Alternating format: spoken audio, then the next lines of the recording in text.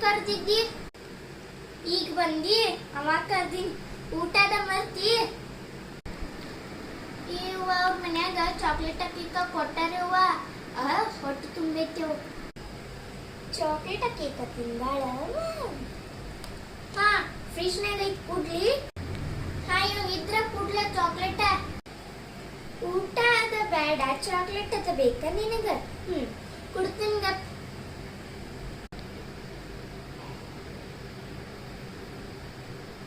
ಅಂತ ಗಪ್ಪ